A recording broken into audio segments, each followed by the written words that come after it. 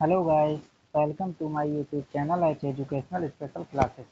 Friends, कैसे हैं आप? आशा है कि आप सभी ठीक होंगे। फ्रेंड्स, आज मैं पुनः इसी प्रकार फ्रेंड्स आज हम भाषा सीखने के सिद्धांत के टॉपिक में विभिन्न सिद्धांतों का डिटेल से की पॉइंट के साथ डिस्कस करेंगे। तो फ्रेंड्स, आइए स्टार्ट करते हैं। Let's start. फ्रेंड्स, भाषा सीखने के सिद्धांत, लैंग्वेज लर्निंग थ्योरीज। फ्रेंड, भाषा सीखने के सिद्धांत में पहली थ्योरी हमारी आती है, पहला सिद्धांत है हमारा व्यवहारवादी सिद्धांत, जिसे वेवरिस्टिक थ्योरीज कहते हैं। वेवरिस्टिक थ्योरी के प्रतिपादक V.F. स्किनर और इवान पावलोव हैं। फ्रेंड्स, इस थ्योरी के मुख्य विचार निम्न प्रकार हैं। भाषा अनुकरण से सीखी जाती है। फ्रेंड्स, जो व्यवहारवादी सिद्धांत है वो क्या कहता है कि भाषा अनुकरण से सीखी जाती है। सही उत्तर पर पुनर्बलन दिया जाता है। सही उत्तर पर क्या दिया जाता है? पुनर्बलन दिया जाता है। जैसे क्या कहते हैं? रेनफोर्समेंट। रेनफोर्समेंट क्या होता है? पुनर्बलन।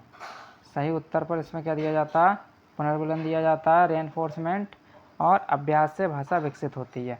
फ्रेंड्स, किससे भाषा विकसित होती है? अभ्यास से। जितना हम एक्सरसाइज करेंगे, जितनी अभ्यास करेंगे, उतना ही क्या होगा? हमारी भाषा विकसित होगी। ये हमारा कौन सा सिद्धांत कहता है फ्रेंड्स? ये हमारा कहता है व्यवहारवादी सिद्धांत, जिसे वेवरिस्टिक थ्योरी कहते हैं। फ्रेंड्स, व्यवहारवादी सिद्धांत का कक्षा में अनुप्रयोग।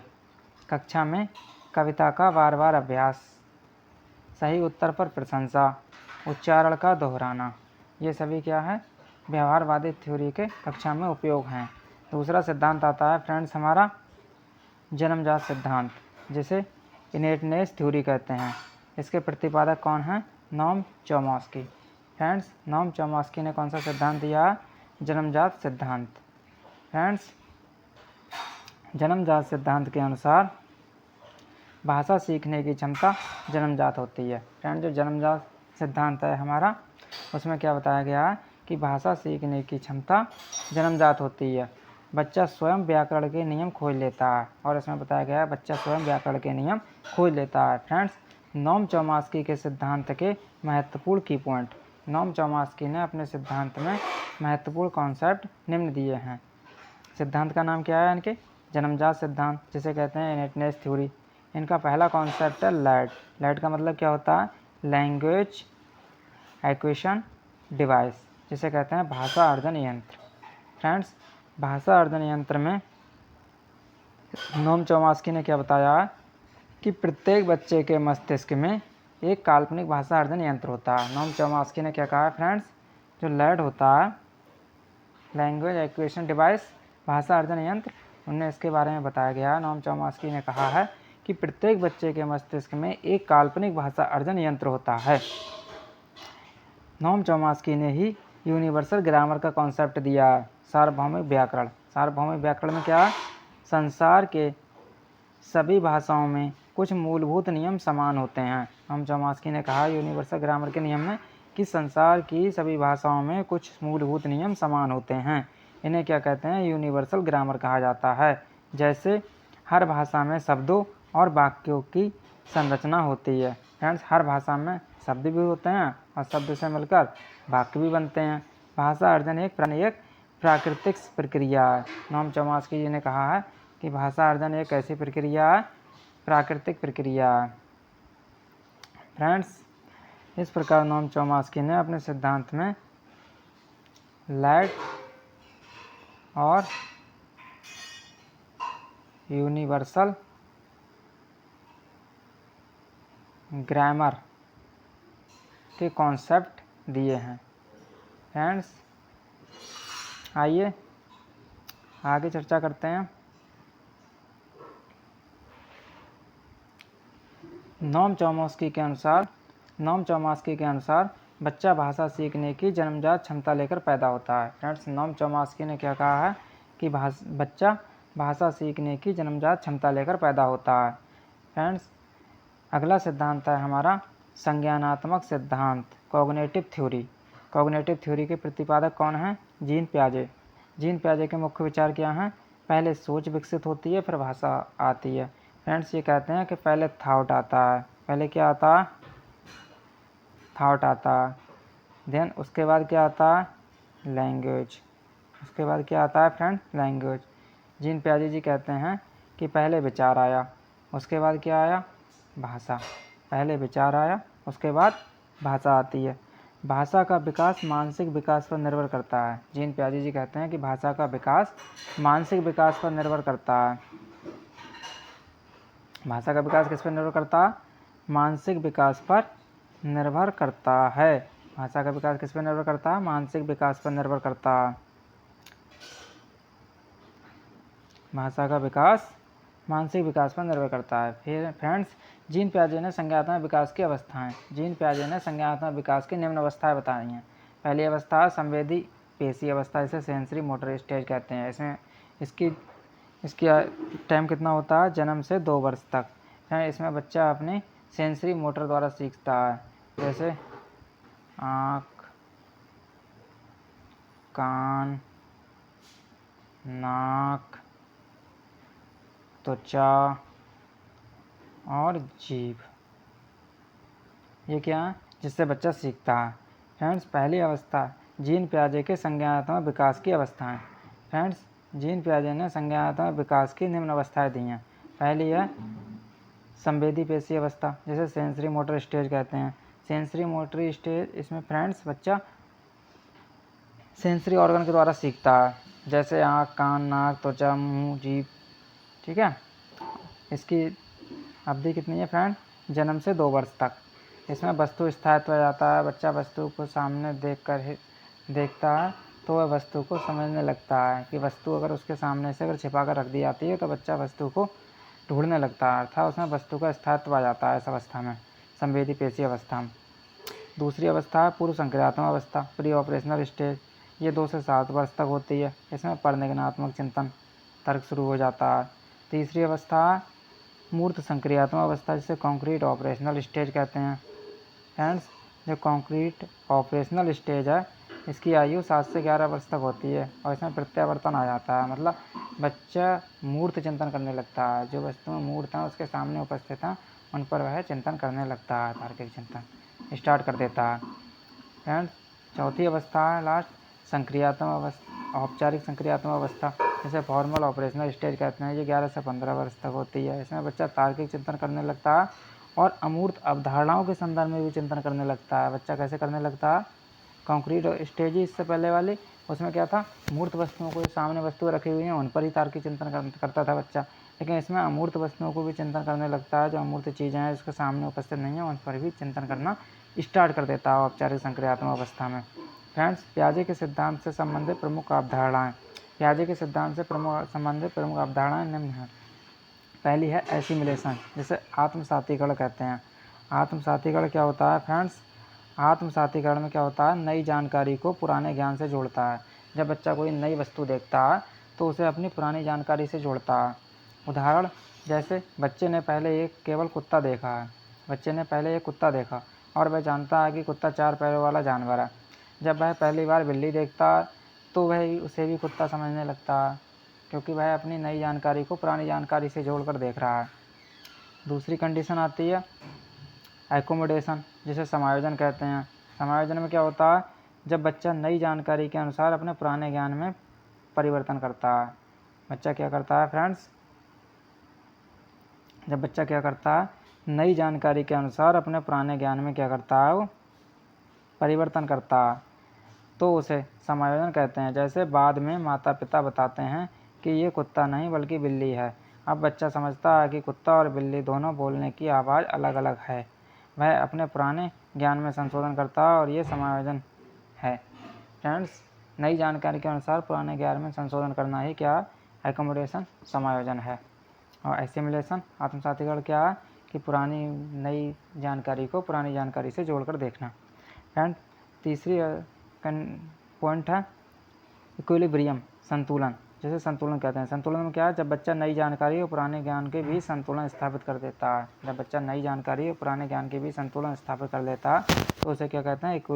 इक्विलिब्रेशन, जिसे कहते हैं संतुलन। क्या कहते हैं फ्रेंड्स? उसे संतुलन स्थापित कर देता है तो उसे संतुलन कहते हैं। डिसेंट्रलाइजेशन, विकेंद्रीकरण क्या है? विकेंद्रीकरण में क्या है? एक ही समस्या को अलग रूप से समझ पाने की योग्यता या समस्या समाधान को अलग अलग तरीके से सीखना विकेंद्रीकरण कहलाता है। नोट, ध्यान रखने एक बात क्या है फ्रेंड्स, जीन पियाजे के अनुसार, जीन पियाजे ने एक कोटेशन दी है। कौन सी कोटेशन दी है? शिशु नन्हे वैज्ञानिक हैं। जीन पियाजे ने कहा है शिशु नन्हे वैज्ञानिक हैं, शिशु एक नन्हा वैज्ञानिक है, ये जीन पियाजे जी ने कहा है।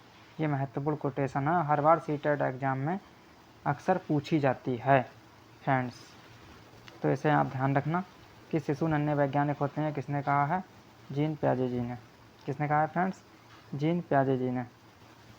विचार भाषा से पहले विकसित होता है, ये कॉन्सेप्ट भी याद रखना कि विचार भाषा से पहले आता है। ये किसने दिया है? ये जीन पियाजे जी ने दिया है। जीन पियाजे के सिद्धांत का कक्षा में अनुप्रयोग। जीन पियाजे जी के सिद्धांत का कक्षा में क्या अनुप्रयोग है? गतिविधि आधारित शिक्षण होना चाहिए, खोज आधारित अधिगम होना चाहिए, प्रयोगात्मक शिक्षण होना चाहिए। चौथा सिद्धांत है हमारा सामाजिक सांस्कृतिक सिद्धांत, जिसे सोशियो कल्चरल थ्योरी कहते हैं। सोशियो कल्चरल थ्योरी के प्रतिपादक कौन है? लेव वायोत्स्की। इसके सिद्धांत के प्रतिपादक कौन है? सामाजिक सांस्कृतिक सिद्धांत के सोशियो कल्चरल थ्योरी के लेव वायोत्स्की। वायोत्स्की के मुख्य विचार निम्न प्रकार हैं। वायोत्स्की ने मुख्य विचार कौन कौन से दिए हैं? पहला है भाषा सामाजिक अंतःक्रिया से विकसित होती है। लेव वायोत्स्की ने क्या कहा है कि भाषा सामाजिक अंतःक्रिया द्वारा विकसित होती है।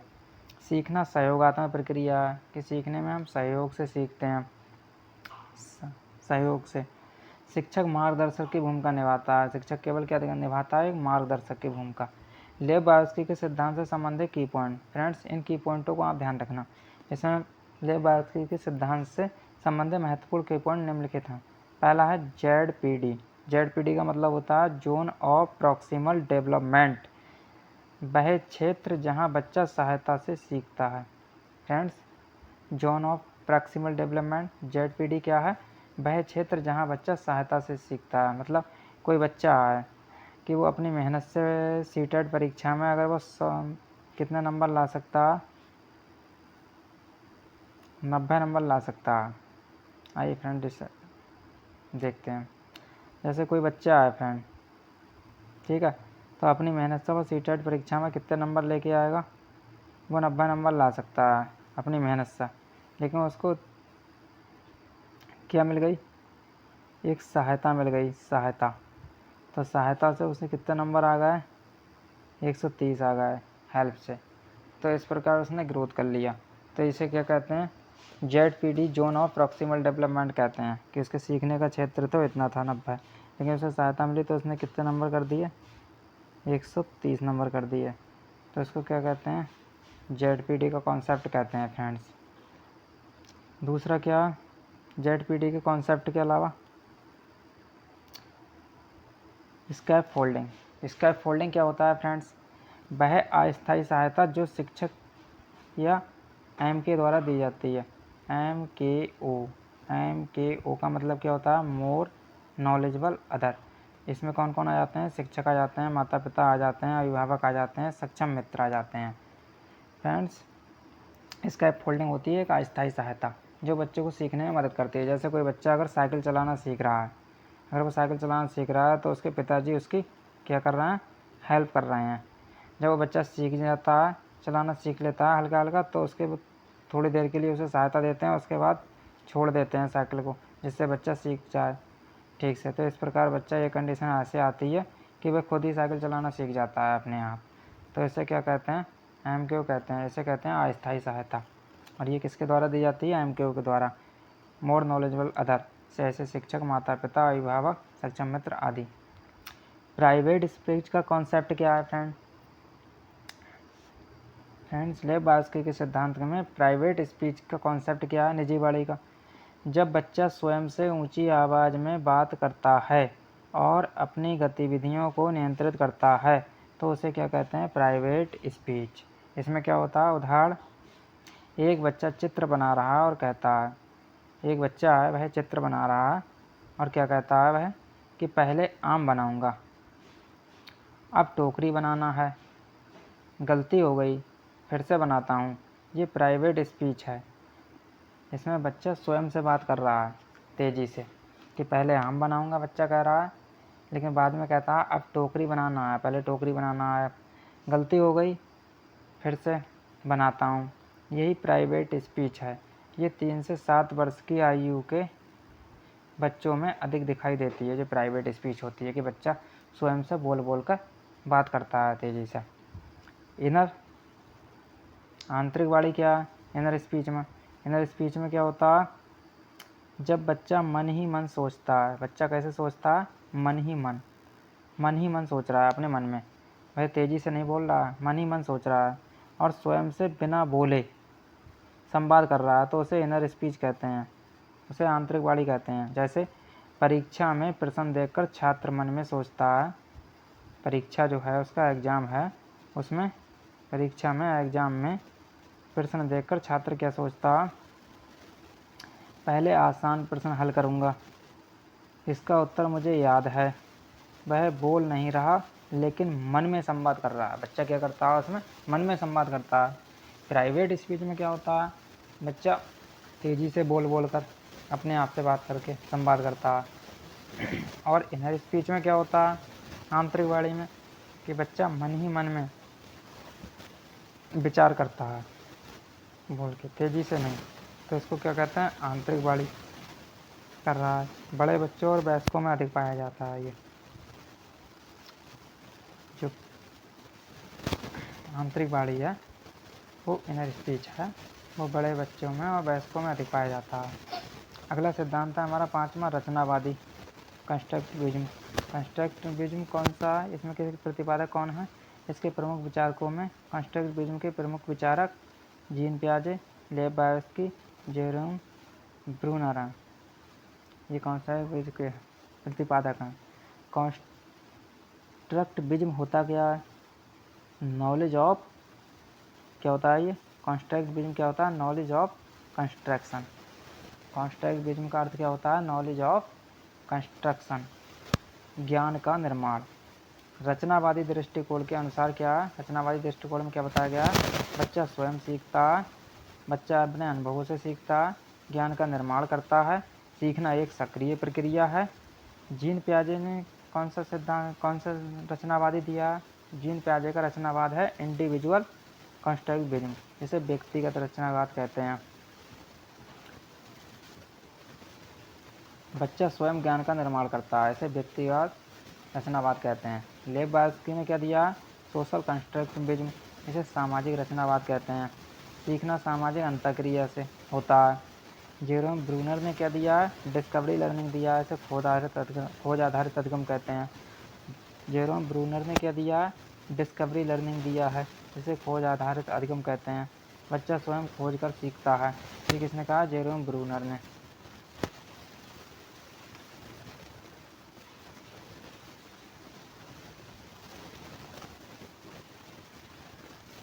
Modes of representation. ब्रूनर के प्रतिनिधित्व के 3 स्तर हैं। जो ब्रूनर ने अपने प्रतिनिधित्व के 3 स्तर बताए हैं। फिर इसकी क्या है? EIS। ई का मतलब है इनएक्टिव रिप्रेजेंटेशन, जिसे कहते हैं क्रियात्मक स्तर। क्रियात्मक स्तर में क्या होता है? क्रियात्मक स्तर का अर्थ क्या है? बच्चा कार्य करके सीखता है, लर्निंग बाई वर्क। कैसे सीखता है बच्चा? लर्निंग बाई वर्क, कार्य करके सीखता है बच्चा। जैसे साइकिल चलाना सीखना, तो ये किस में आ गया? इनएक्टिव रिप्रेजेंटेशन में आ गया, क्रियात्मक स्तर में। दूसरा क्या है? आई से मतलब क्या है? आइकॉनिक रिप्रेजेंटेशन, जिसे चित्रात्मक स्तर कहते हैं। चित्रात्मक स्तर का मतलब क्या है? अर्थ, बच्चा चित्रों एवं दृश्य सामग्री से सीखता है। बच्चा कैसे सीखता है? चित्रों एवं दृश्य सामग्री से। जैसे मानचित्र देखकर स्थान को पहचानना, चित्र देखकर फलों को पहचानना। चित्र देख के बच्चा फलों को पहचान लेता है कि कौन सा फल किसका है। इसे आइकॉनिक कहते हैं रिप्रेजेंटेशन। एस क्या है? Symbolic representation. सिंबॉलिक रिप्रेजेंटेशन में क्या होता है? प्रतीकात्मक स्तर में। इसमें बच्चा भाषा, शब्दों और प्रतीक द्वारा सीखता है। इसमें बच्चा भाषा, शब्दों और प्रतीक द्वारा सीखता है। जैसे गणितीय चिन्ह, प्लस माइनस, भाग, ठीक है। ऐसी भाषा के शब्द कौन से हो गए? भाषा के शब्द हो गए, ऐसे सीखता है बच्चा। नोट। जेरोम ब्रूनर से संबंधित एक कॉन्सेप्ट दिया है उन्होंने, स्पायरल कैरिकुलम। स्पायरल कैरिकुलम जिसे सर्पिल पाठ्यक्रम कहते हैं। सर्पिल पाठ्यक्रम क्या होता है? सर्पिल पाठ्यक्रम में होता है किसी विषय को अलग अलग कक्षाओं में बार बार पढ़ाया जाए, लेकिन हर बार अधिक गहराई से, इसको ही सर्पिल पाठ्यक्रम कहते हैं। ये अवधारणा जेरोम ब्रूनर ने दी है। सर्पिल पाठ्यक्रम की अवधारणा किसने दी है? जेरोम ब्रूनर ने। जेरोम ब्रूनर ने क्या दिया है इसमें? सर्पिल पाठ्यक्रम क्या होता है? जैसे कक्षा 3 में पर्यावरण का परिचय दे दिया केवल, फिर कक्षा 5 में जब बच्चा पहुंचा तो उसका विस्तार बता दिया, फिर कक्षा 8 में पहुंचा तो वैज्ञानिक अध्ययन बता दिया। तो ऐसे सर्पिल पाठ्यक्रम कहते हैं। कैसे क्या कहते हैं? तो ये सर्पिल होता है, ये सर्पिल में चलता रहता है, ठीक है। तो इसको सर्पिल पाठ्यक्रम कहते हैं। ये किसने दिया है इस पर कैरिकुलम का कॉन्सेप्ट? ये दिया है जेरोम ब्रूनर ने। फ्रेंड्स, अगला सिद्धांत है हमारा सामाजिक अधिगम का सिद्धांत, social learning theory. Social learning theory के से संबंधित किसका नाम है? Albert Bandura. अल्बर्ट बंडूरा का नाम किससे संबंधित है? सोशल लर्निंग थ्योरी से। सोशल लर्निंग थ्योरी में अल्बर्ट बंडूरा जी क्या कहते हैं? बच्चे दूसरों को देखकर सीखते हैं। क्या कहते हैं? सोशल लर्निंग थ्योरी सामाजिक अधिगम सिद्धांत क्या कहता है कि बच्चे दूसरों को देखकर सीखते हैं, मतलब नकल करके। अनुकरण और अवलोकन महत्वपूर्ण है। इसमें अनुकरण और अवलोकन क्या चीज़ है? महत्वपूर्ण है। ऑब्जर्वेशन, इसमें इमिटेशन और ऑब्जर्वेशन क्या चीज़ है? महत्वपूर्ण है। नोट क्या है? अल्बर्ट बंडूरा ने बताया कि बच्चे केवल प्रत्यक्ष अनुभव से नहीं बल्कि दूसरों को देखकर ऑब्जर्वेशन करके और उनका अनुकरण इमिटेशन करके भी सीखते हैं। ये किसने कहा? अल्बर्ट बंडूरा ने। बंडूरा के अधिगम सिद्धांत के 4 स्टेप्स हैं। अल्बर्ट बंडूरा के अधिगम सिद्धांत के कितने स्टेप्स हैं? 4 स्टेप्स हैं। आइए डिस्कस करते हैं। पहला है अटेंशन। अटेंशन का ध्यान। ध्यान का मतलब क्या होता है? बच्चा पहले व्यवहार पर ध्यान देता है। कोई व्यवहार होता है, कोई काम होता है तो पहले बच्चा उस पर ध्यान देगा। दूसरा क्या है? रिटेंशन, स्मृति। स्मृति का मतलब देखी गई बात को याद रखता है। फिर बच्चा देखी गई बात को क्या रखता है? याद। फिर क्या है? रिप्रोडक्शन, पुनरुत्पादन। फिर बच्चा उस व्यवहार को दोहराता है, मतलब उसे करके देखता है। और लास्ट वाला क्या है स्टेप? 4 step motivation. इसमें प्रेरणा, बच्चे को प्रेरणा मिलती है और बच्चा स्वयं करने लगता है। अल्बर्ट बंडूरा के सिद्धांत से संबंधित कुछ महत्वपूर्ण कॉन्सेप्ट हैं। कौन कौन से हैं? पहला है मॉडलिंग। मॉडलिंग क्या होता है? जिस व्यक्ति को देखकर बच्चा सीखता है उसे मॉडलिंग कहते हैं। मॉडल के प्रकार। मॉडल कितने प्रकार के होते हैं? एक तो जीवित मॉडल होता है। जीवित मॉडल में कौन कौन से आ गए? टीचर आ गए और पेरेंट्स आ गए। टीचर और पेरेंट्स किस में आ गए? जीवित मॉडल में आ गए। प्रतीकात्मक मॉडल में क्या आ गया? टीवी आ गया, बुक आ गया, वीडियो आ गया। मौखिक मॉडल निर्देश देने वाला व्यक्ति हो गया। व्यक्ति का अपने ऊपर विश्वास कि वह किसी कार्य को सफलतापूर्वक कर सकता है, इसको क्या कहते हैं? मौखिक मॉडल। व्यक्ति का अपने ऊपर विश्वास कि वह किसी कार्य को सफलतापूर्वक कर सकता है, इसे सेल्फ नरेस कहते हैं, ठीक है। बॉबो डॉल एक्सपेरिमेंट क्या है? बॉबो डॉल एक्सपेरिमेंट, बंडूरा ने बच्चों को ये गुड़िया बॉबो डॉल पर आक्रामक व्यवहार करते हुए वयस्कों को वीडियो दिखाया, जिसका परिणाम क्या हुआ कि बच्चों ने भी वह आक्रामक व्यवहार दोहराया। इससे सिद्ध हुआ कि बच्चे देखकर सीखते हैं। फ्रेंड्स, तो इस प्रकार हमने अपने टॉपिक सीखने के सिद्धांत, शिक्षा के सिद्धांत के बारे में आपको डिटेल से बताया कि भाषा सीखने के कौन कौन से सिद्धांत हैं। ये सभी सिद्धांत फ्रेंड्स इम्पोर्टेंट हैं, जिन्हें हमने की पॉइंट के माध्यम से आपके लिए समझाया। फ्रेंड्स, इसी प्रकार आप हमारे YouTube channel H educational special classes से इसी प्रकार जुड़े रहिए और मूल्यवान कंटेंट इसी प्रकार प्राप्त करते रहिए। फ्रेंड्स, यदि आपको हमारे वीडियो लेक्चर की PDF चाहिए तो बहुत मामूले से खर्च में आप प्राप्त कर सकते हैं हमारे नंबर पे, व्हाट्सएप नंबर पे कांटेक्ट करके, जो इस प्रकार है।